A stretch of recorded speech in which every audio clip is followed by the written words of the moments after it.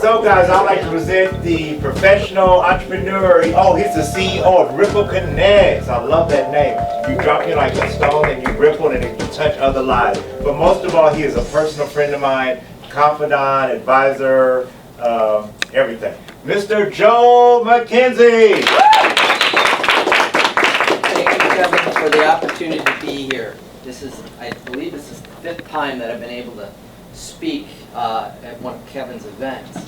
And our short story, our short history is that he walked into my seminar in Orlando at the Libertarian National Convention, and he says, I want to bring you to Atlanta.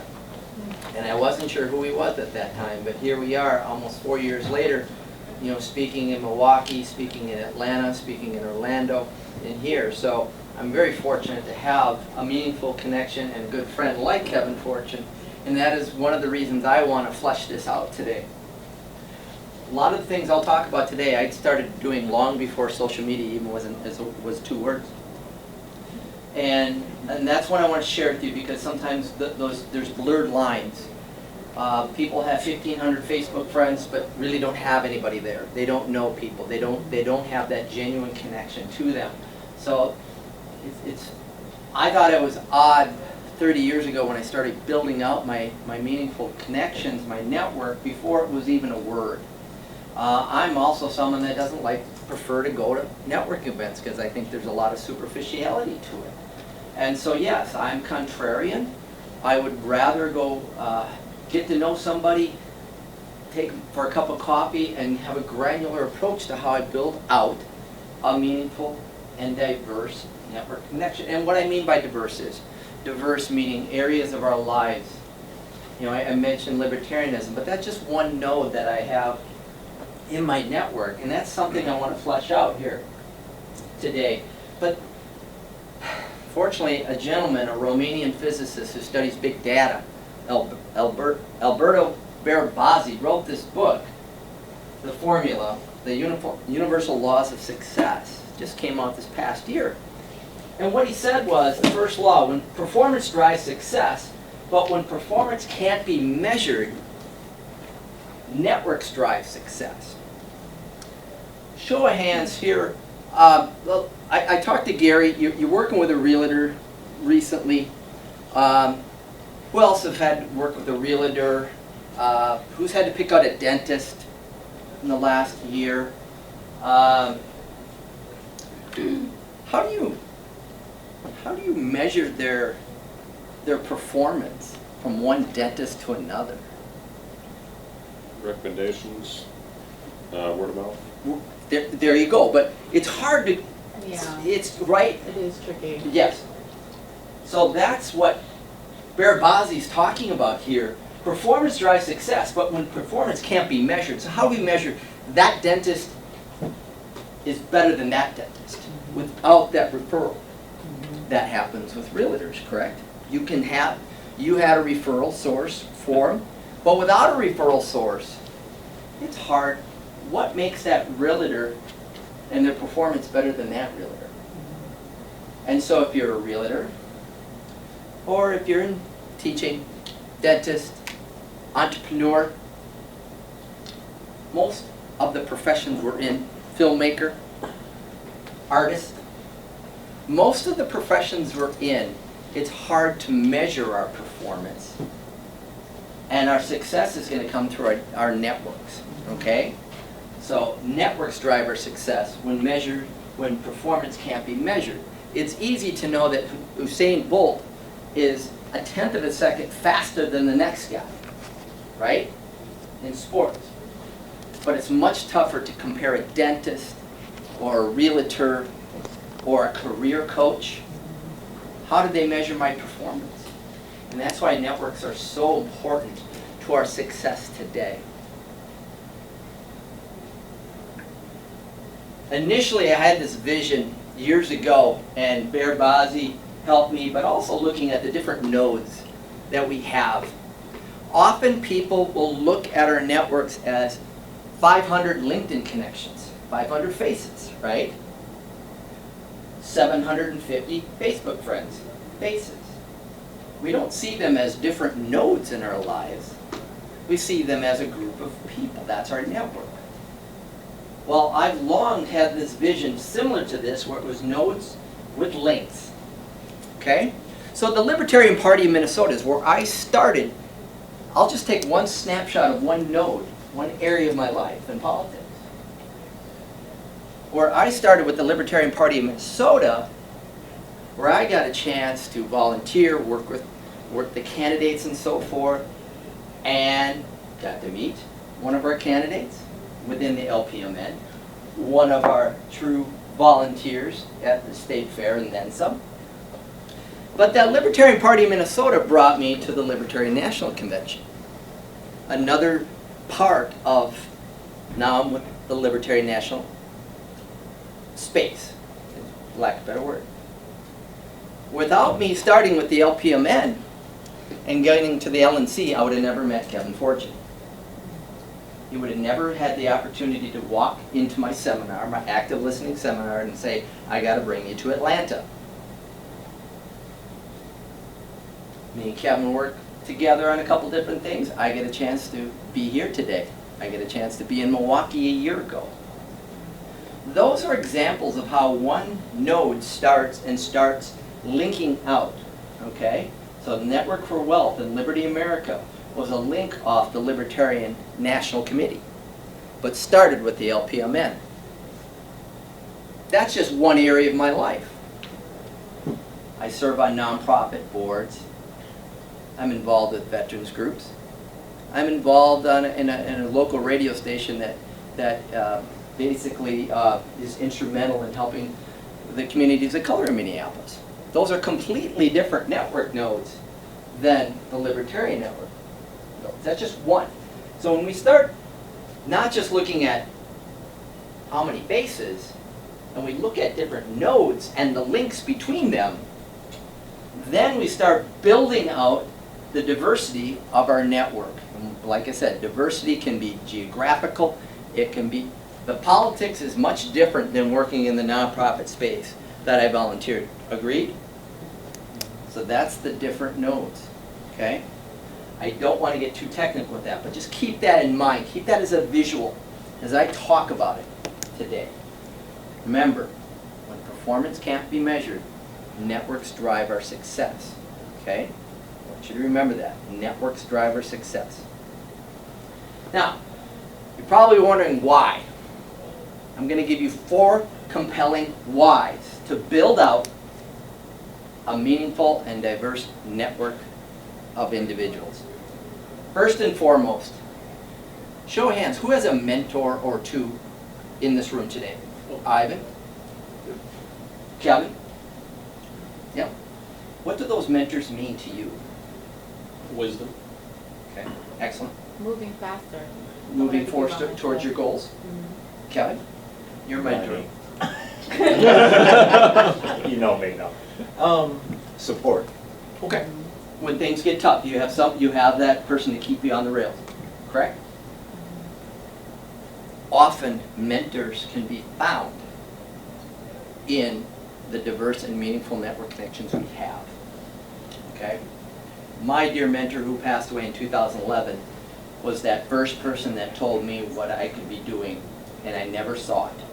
Okay? You're going to turn Minneapolis upside down in regards to career coaching because of your background. I had no idea what he's talking about at the moment. But I do have mentors now. I do have a couple different mentors. One of my broadcast mentors that I've been working with 5 years was one of the first African-American broadcasters in TV News, an ABC affiliate in Omaha. What better broadcast mentor to have to believe in me when I wasn't an eloquent speaker? I was passionate, but he goes, Joe, you have the finesse and you have the drive to be good at what you're going to do. And we've celebrated 5 years on Twin Cities Radio. Without building out that network nodes, I may have never found him. And I've identified 1 or 2 more since my first mentor passed away. That's a very compelling reason of why. Why I'm standing here today is to share that that mentor may come to you. Don't force it, but it may come to you. And these 3 people right here identified 3 compelling reasons why to have a mentor. All right? money, accelerated your goals towards where you're going, correct? And wisdom. All critical things that a mentor can do. I know you can't read that, but differences in perspective and information processing style. When we surround ourselves with diverse people, different backgrounds, engineers, scientists, teachers, special ed teachers, artists, financiers, you two gentlemen, you working in filmmaking, you working in investments. Writing. Exactly. Stuff, yeah. That's diversity of information processing styles and diversity in perspectives. That's simply a term called cognitive diversity. It's a very critical piece of a diverse and meaningful network. Agreed? When we surround ourselves with lack of diversity in that processing style, we don't get that pushback, right? There's a great book out there called Wisdom of Crowds by James Sarawaki, and he talks about cognitive diversity. There was more cognitive diversity, Wisdom of Crowds, James Sarawaki, he writes for the New York Post, I believe. Washington Post, sorry. There was more diversity of thinkers in the NASA, the space program, in the 50s and 60s, because they drew from people that were in the military during World War II. They were drawing from the universities with physicists. They were bringing chemical. This diversity. The only thing that was alike about them was they looked a lot alike with short sleeve white shirts and black ties. But today, NASA found that they were drawing too many people from too many select universities, not drawing from these diversity of areas. And NASA's had some problems over the years. A lot of their space shuttle programs, they ran into a lot of issues we saw firsthand on our TV screens. Well, a lot of it has to do with people pushing back on your ideas, having that different information processing style and different perspective. That is critical, and that can be found in a meaningful and diverse network. That's the second compelling reason. Collaboration. Collaboration with people in a diverse and meaningful network can lift everybody's hot air balloons and rides. Agreed? Collaboration. Now this is going beyond the superficiality of just a Facebook friend or a LinkedIn connection. Now we're collaborating. There's 3 people in this room that I collaborated with for this talk. It's Jared, Christopher, and Kevin. I got their insights. I know Jared says, don't go too deep in this slide. Go to the human side.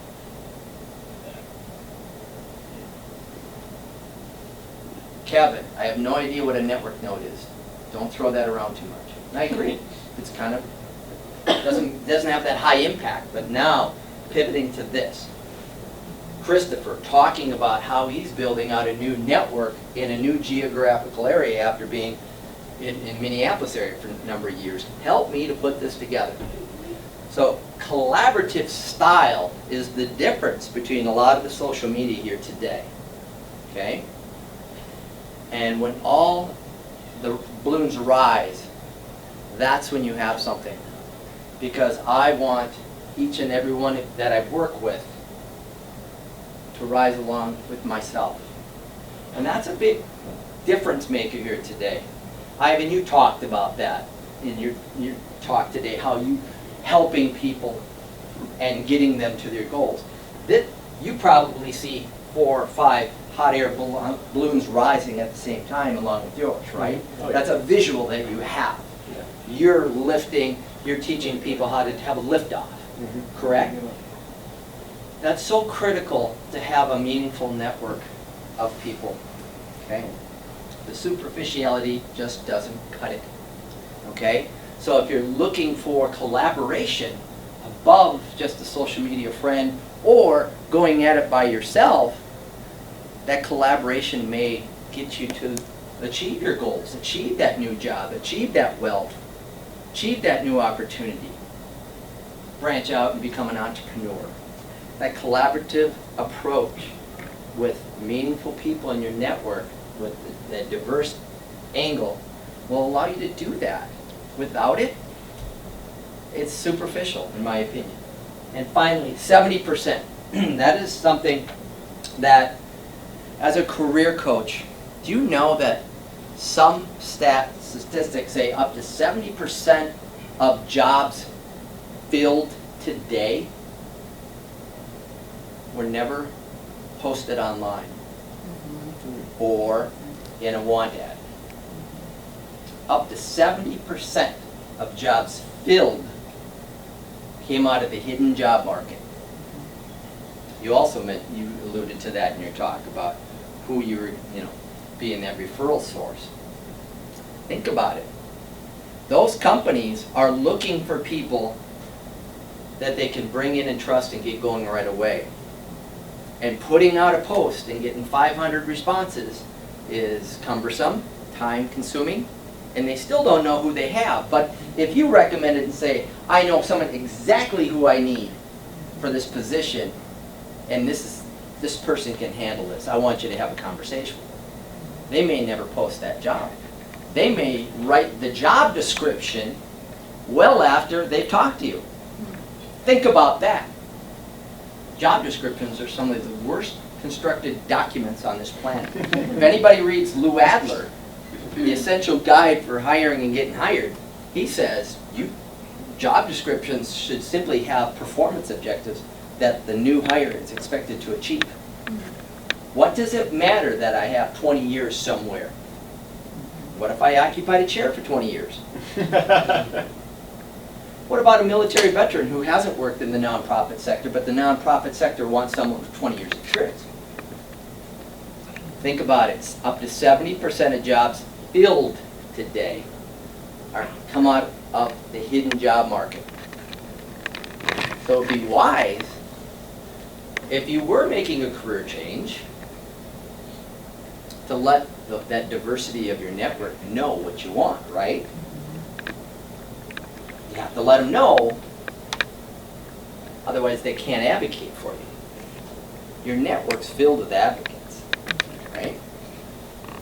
And that is a critical reason to build out a diverse and meaningful network. We've all had people that we've handed their resume and said, well, if I think of something, I'll call you. That's usually going to the circular file or buried somewhere. But an advocate is different. A meaningful connection is different. It's more than a social media connection. Someone becomes your eyes and ears in that hidden job market. Someone who refers you in long before they write a job description. They become your adder, or better yet, a multiplier. I know that many of us have had subtractors in our lives, dividers in our lives. Dr. Verna Price writes a book, 4 Kinds of People. What we want is to find those adders and multipliers in our lives. The multipliers, there might be 2 or 3 in our lives, but the adders add to our lives. And that is something that you're going to find if you take the time to build out. Foundations, houses, buildings, networks take time. They can't be superficial, they can't be built overnight. As I said, I was building a lot of this out long before social media came on board. And I'm glad I did. Long before there was a networking event every other night. Because really what I was doing was curating people that I thought I could help and they could help me. There was more meaning to it, okay? And so these 3 gentlemen right here, perfect examples of that. That I felt that we could collaborate, reciprocate in regards to what we did, agree. Kevin? I know that my life is more enriched because of these 3 individuals here today. And I didn't meet them at networking events. I didn't just meet them via Facebook. I met them in person and got to know the person. I remember the first time Christopher stood up in front of a crowd as running for mayor of Minneapolis, and how he connected with the audience. And I thought that was so unique that I don't remember the exact words when I came up. I just said, you have the audience. You connected with your heart with them. You kept looking at me, so you But got you, my yeah, attention. that's right. I had not met him before he was addressing the crowd, and I just said, this is impressive, because prior to him speaking, there was a lifetime, A couple of different different types of politicians who were there that were not very authentic, were very superficial. They just wanted your vote. If you vote for it, then I'll get something done for you. You took the complete different way. And I wasn't So- sure how that was going to end up, but Yes. So when we start thinking about the meaningful connections, think about the enrichment of these people. I would rather sit down with a handful of people than have 10,000 LinkedIn connections, because I know the superficiality. I'm looking for someone I can help. I'm looking to be someone's advocate, and vice versa. And if you think of these 4 compelling reasons why to have it, the hidden job market should stand out to you. Finding a potential mentor that helps drive your goals faster, gets you to where you want to achieve that financial goal, and shares wisdom. Why wouldn't you build out a meaningful and diverse network? Agreed? Why wouldn't you? As well as the collaborative style and the overlap of that cognitive diversity. The ability for someone to say, hey, Joe, have you ever thought about it this way? Wow, I've never heard that take on that, but that's interesting. That is a real asset to a diverse and meaningful network. Now, you're asking how to. Now, here's the visual I have. I apologize for not having that screen up, but it's really, you think about it, the people and the nodes out there. There's 4 ways that I want you to focus on. That 30 years have helped me. When I thought I was the odd duck because I was trying to be authentic, it works. If I would have been superficial with Kevin Fortune 4 years ago, or just blew him off, didn't return his call, didn't trust him, I wouldn't be standing here today. I wouldn't have shared the stage with Larry Sharp last year in Milwaukee, or Maple Grove. Right? I had to be authentic with Kevin, and Kevin was authentic back. I'm going to bring you to Atlanta.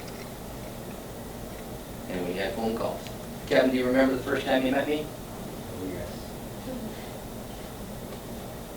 What do you recall about that first couple sessions in Orlando about me and my speaking partner talking about active listening, civil discourse? How many? You were one of the speakers there at that convention. There must have been 100 speakers at that convention. Why me? I thought you had money. No. After I told you I had triplets, you had to drop that one. Yeah. The triplets did help, because that's phenomenal. The fact that you were dealing with active listening, which was just irrelevant, Okay. because a lot of people were talking and it wasn't even relevant what they were saying. Okay. So you had relevance. Okay. I like that. I like that.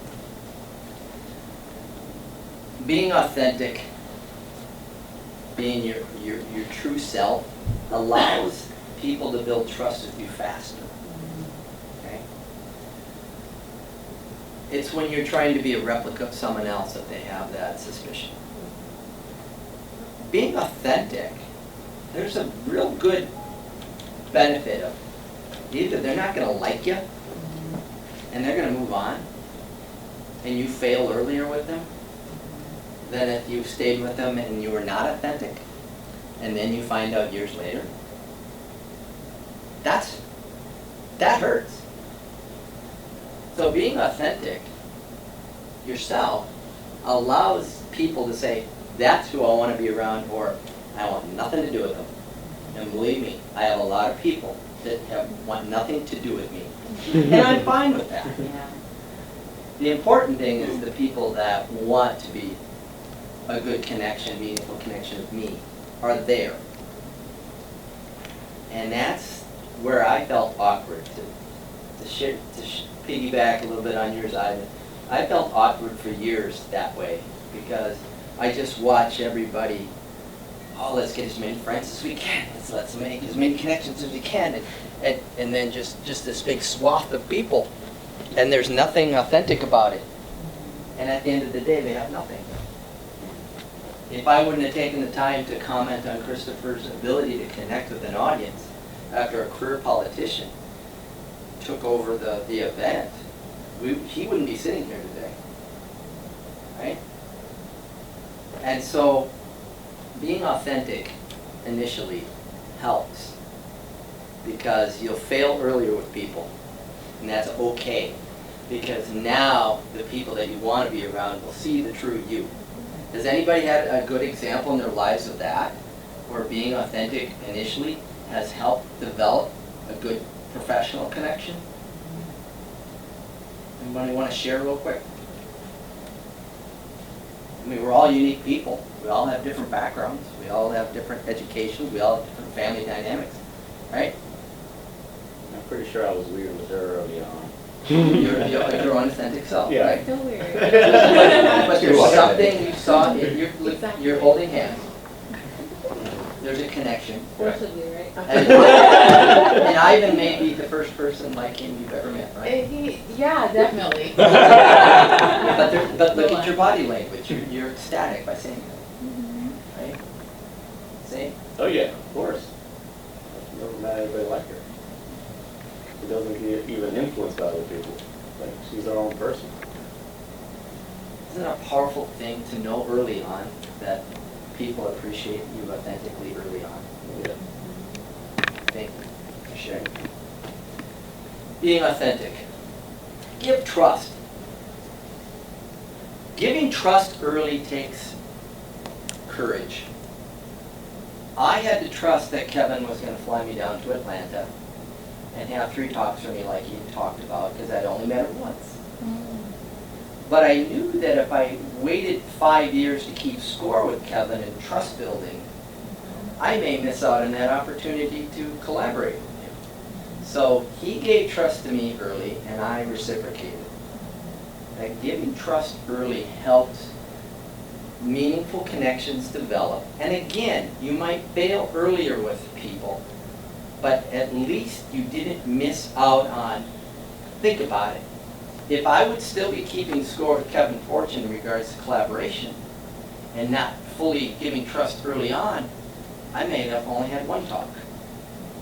But here I am representing his organization for the 5th time.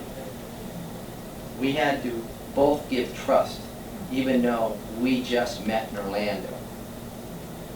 There's a great book out there called Trustology by Richard Fagerlund. And it gives the nuts and bolts on how to build high performance teams. So anybody that has a team here brings new people on, the nuts and bolts of how to bring up a high performance team and the negative aspects of having low trust. It talks early on. The main takeaway was giving trust early and allowing that to blossom. Many people take time to build trust. I'm talking on the professional side here, okay? The network connections. If you allow that trust to be given and trust is reciprocated, you may be able to collaborate earlier and begin strengthening it earlier. Many people will wait and keep score. Well, I'm going to wait until this person does this. And think of all the missed opportunities you may have in regard. So really, the second aspect is give trust, and if you fail earlier with building that connection, that's good. Because at least you know what you have, okay? How am I doing with that? You seem to get that, right? You see the benefit of giving trust early, and you see it's okay to fail earlier. At least you know, right? Have you had an example of that? Yeah, and it's not always comfortable for me from the way I grew up. Okay. All my dad's sides were cops, so they instill in me not to trust people. Yeah. So It was really a hard battle. I didn't be conscious about it. But Okay. now in life, I do understand the importance of that. Because that's what it takes to build a relationship. Yep. That give and take. That's right, and a high-performance team. I trusted Kevin, I trust Christopher, I trust Jared implicitly, that we're gonna collaborate. I didn't keep score, and I know that we've had some early success in our collaboration, but what if I'd still be waiting? Think of those missed opportunities to have that high-performance team surrounded by you, that high-performance network around you. So, one resource, Trustology, it does give you the nuts and bolts on how to build high-performance teams. I highly recommend it. I was gracious enough to be given, my mentor gave me that. And it touched me that I've been doing it for that many years. It just wasn't quantified. So, third one, balanced and reciprocal. I've talked about that. Being balanced and reciprocal is so critical, because if we come at it from it's all about me, then it's not gonna blossom. Okay? Keeping it balanced and reciprocal is a key way to build out a meaningful network connection with that diversity. Now it's going to take on a lot of different forms, and sometimes you're going to be in a position of more need, and that person can be helping you, and at some point in the future you could be helping them. Okay?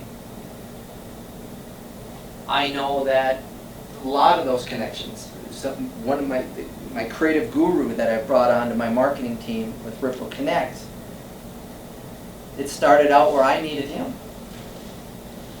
Imagine having some job uncertainty in the credit union industry in 2008. 2008, we were going through mergers. I was the marketing director for a credit union.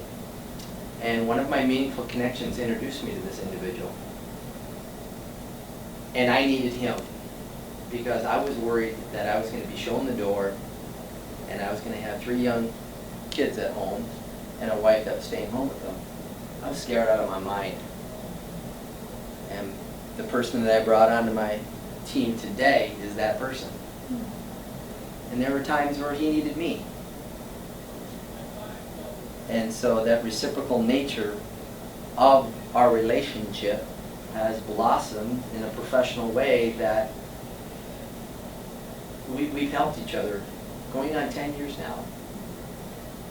So a lot of the people that I met that are the most meaningful connections, friends, business association in my life came after the age of about 40. Can you imagine?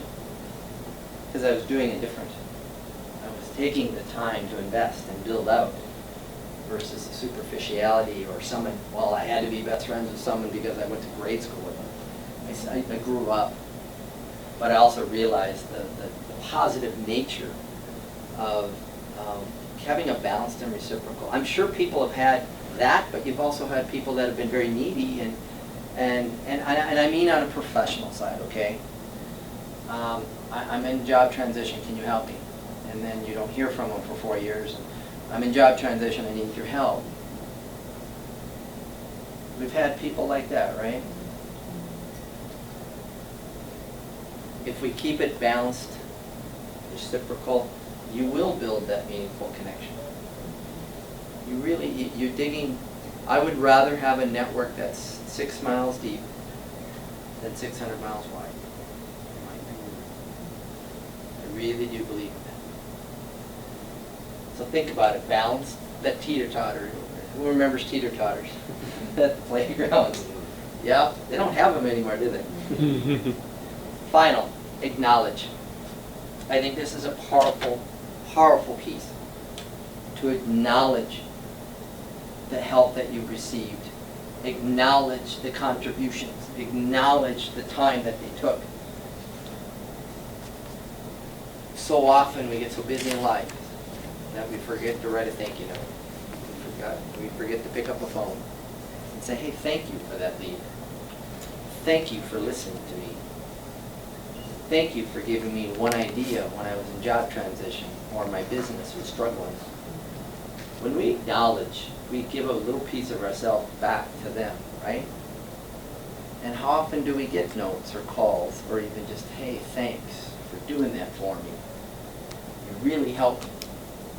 And if the intent is to build out meaningful connections and build collaboration and to continue build out diverse network nodes, we have to think of these 4 core areas, right? Because without that, I apologize for not having it project, I'll run through it, but if we're not authentic, if we don't give our trust early, we don't keep it balanced, and we don't acknowledge, the chances of it developing into a meaningful professional network connection are limited. That they're just going to be like the rest of them they have. You want to stand out. And these are 4 areas you can. I take the time every year, and it's a mental exercise I do, just to, it grounds me. Sometimes I get a little ahead of myself and think that maybe I was just, that I had the Midas touch on everything. But every year at this time of year, me and the family are going to go out South Dakota here in a couple weeks for a couple-day vacation. And that invariably someone's going to take a really good picture. Probably my son will. And that's going to be the source of my Thanksgiving Day cards to the people in my professional network. And this is my opportunity to genuinely thank them specifically for what they did to me, helped me with in the past year. What a humbling way, what a great way to acknowledge at a time when we're thankful is to write it. Those opportunities, that idea. Thanks for listening to me. Thanks for recommending a book. Acknowledging goes a long way in regards to that meaningful piece. And I thought I was the odd duck because I was doing some of this and I saw too many things that were too superficial in my book. But I can tell you, since I incorporated 5 years ago, it's the meaningful connections and the diversity of my network that has allowed me to be paired with great mentors, great speaking opportunities, to be on national cable programs. It's because my network filled with meaningful people and connections helped drive my success. It really did. And so therefore my gift today is to think about why the importance of it and the very actionable how-to. These are things that we don't have to buy, we just have to offer up. And be willing to do that. When a world is going so fast around us, do something different. And that's how we build it up. So I want to take the next couple minutes to answer any kind of questions. I'm going to hang around here this evening if anybody wants to just talk one-on-one. I know that sometimes, you know, when we're entrepreneurs or in career transition or wanting to make a job change or a transplant to a new area, I'll be here. So, yes, sir. Just curious if you have a process for finding mentors. My own personal process is putting my authentic self out there, so they really get to see who I am. That's worked. So my first mentor, Gary, who passed away in 2011, who says that you are going to turn the Twin Cities career coaching world upside down someday. The first time I met him, I passed out 3 Musketeers bars at a networking event because I was in transition, and he was sitting there. And I challenged the group to say, why do you think a guy like me would hand up the $1 3 Musketeers bars? And someone says, you're the father of triplets. The guy sitting in the back goes, I love it. That's marketing 401. I had no idea who this guy was. I was going to be in transition. He called me. I put myself out there. Oh, wow. That gentleman right there that gave me that book, who writes for Forbes, I serve on a nonprofit board. He knows that I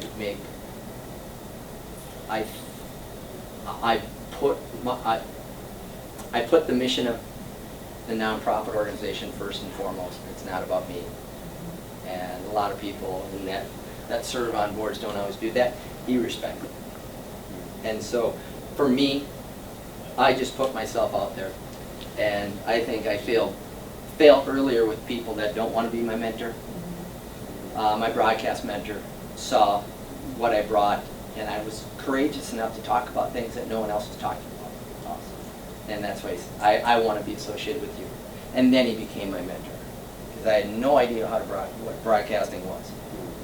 But you get paired with someone that can make you better. So I just put myself out there. Yes, sir. Yeah. What's the name of the not-for-profit? The nonprofit that I serve on? Yes. Cars for Neighbors in Minneapolis, Minnesota. And follow-up, is it a 501c3 or 501c4? 501(c)(3). Yeah. Thank you. So, yeah, that's how I found my mentor. My newest mentor. I have two. So, yes. Well, first, I love that you brought up that you really built another solid network after 40. Like, that's really Oh, yeah. inspiring. But my question is around collaboration-based filters, because I know it's nice to hear a lot of insights and what people have to say about what you do, but do you have some type of filter in place to know, okay, this is something I'm going to dig deeper on, this is something I probably set aside, versus, that. So when I hear a lot of ideas coming at me, Yeah, based on what you're doing and what you're offering Yes. to the world, because everybody wants to. one of the things that I always make sure that I consider where it's coming from. I don't like hidden agendas from anybody. I like both. I like people to say, hey, I'm willing, this is the idea I have and here's why, early. So that is one method that I use to start filtering. Someone that has my best interest at heart is an idea that I want to flesh out. So when I hear a lot of ideas, that's my filter. I think about the source, and who I could potentially collaborate with. If they're not willing to collaborate, that idea may just stay in an idea stage. So that's what I use. I like to see if I can turn it actionable. So if someone did give me a good idea, would you be willing to sit down? Could I buy you a cup of coffee to flesh this out a little bit more and see where you're coming from? If they're not willing to do that, then that's one of my filters too. I need to know who I have in front of me. Did that answer your question? You get a lot of ideas, right? Yeah. Thrown at you by a lot of different people. Like, everybody wants to tell you how to do what you do, and you're like, no one's asking you. And exactly. The one that asks you and listens to you, that's probably more than likely the person that's going to have your best interest at heart. Any additional questions? And again, you three know me. When I say I'm going to do something, I'll be around here if anybody has any questions. And I do appreciate the opportunity, Kevin. You're a wonderful man, and you've enriched my life, and you helped me grow my company and help me achieve my goals. And thank you for giving trust 4 years ago, and this opportunity to come over to this beautiful city and reconnect with some of my good friends, and to meet new friends. And hopefully I've given you one thing, that is you go back to your hometowns that you can put into action. So thank you. Thanks for watching, everybody, and if you want to help support more videos like this, please go to the PayPal link attached and donate $1. Thank you.